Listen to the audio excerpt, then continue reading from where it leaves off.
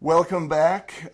This segment we're going to talk about how to screw up a name. You know, I know that me personally, my middle name, and I'm going to go to that embarrassing place, my middle name is Daryl. I am not proud of that name. I was so Sorry, embarrassed by yeah, that's a cool name now. It's on whatever that zombie show is. Anyway, that's a cool guy. But, you know, I didn't want to know anything about my name. And as a matter of fact, until I started to be about in my 20s, I didn't even know how to spell it. So I can only imagine that you can have those kind of issues with names. What do you see? Yeah. Well, I see the worst thing is when John Stephen Matthews, whose dad's name is John Matthews, goes by Stephen, and then you write a name for someone else, a contract for someone else, rather than your borrower. So the easiest thing to do is take your clients to a lender, get them pre-approved, pre-qualified, and find out what name should be on the documents. Find out what name they want to sign. They don't necessarily have to go by their full legal name. They can go by their middle name. John can go by Jonathan or John. He can do it however he'd like, but it just needs to be consistent. So, you know, now that you mention that, I have a good friend whose name is John, and he is John, last name the third. yeah. And I imagine that third probably becomes an important part of his legal name as he's... Just if they want to hold title like that. We just need consistency of documents. So if you're putting the name on the contract and there's a chance that it could be someone else, that's where you need to clarify.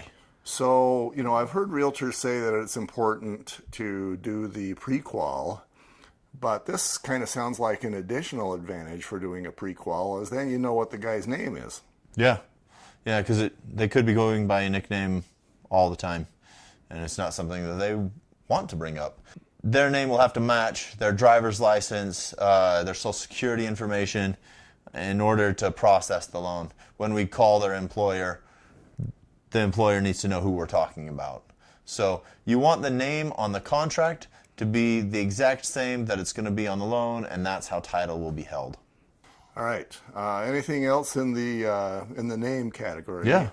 Yeah. You don't want to put more people on or less people on than are going to be on the loan. Everybody's on the contract, needs to be on the loan. So a lot of times husband and wife buying a house, but the one of them has less desirable credit or a situation that would make it beneficial for them not to be on the loan. So you can put whoever you want on, you know, husband and wife on in the buyer, and then take one of them off in an addendum. But if you can find out that the husband or wife is not going to be on the loan, you can just start your contract right. Okay, so I'm thinking of a scenario maybe where we've got newlyweds, maybe one of them, let's say that they're 40, and husband marries wife. We'll make the husband the guy who just took out a bankruptcy. Okie dokie. And so maybe the wife is applying in her name, and perhaps they both want the to be on title, just for cause. Yeah. But one of them isn't a good loan applicant. Okay, well, this is where it gets interesting. You can, after you close on a loan and you hold title, legally, you can change it however you'd like because of the way mortgages are set up. You own the home with a lien on it. It's not the bank, like a car, where the bank owns the car and then you're getting it and then you finally get the title. You own the home off the get-go. So you can make changes to title at any point. If there's a loan on the home, that can create some issues. So whoever is on title has an interest in the home, and whoever has an interest in that person may now have an interest in the home as well. So if this spouse that has bankruptcy also has judgments or some derogatories against them that are attached to them by person, they will become attached to the home as soon as they're put on title. So the wife, let's say the wife gets the loan, she's on title, she wants to add her husband, he's got judgments against him. Now those judgments become a part of the lien on the home. Correct.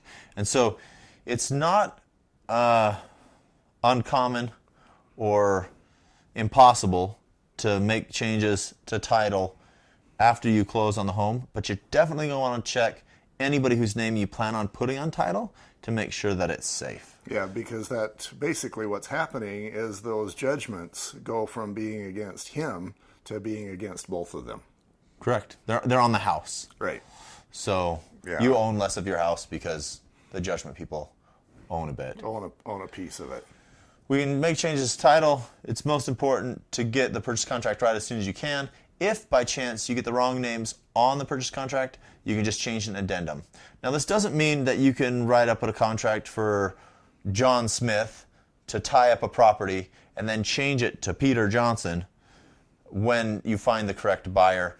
The underwriter's going to want to see continuity. So if you wrote it up as John Smith's buying the house, and then you find out that his first name is actually Charles, you can put a correction that it will be Charles John Smith, and then the loan can be matching. Okay, what's next? Next, we want to talk about the address. We'll be right back. Okay.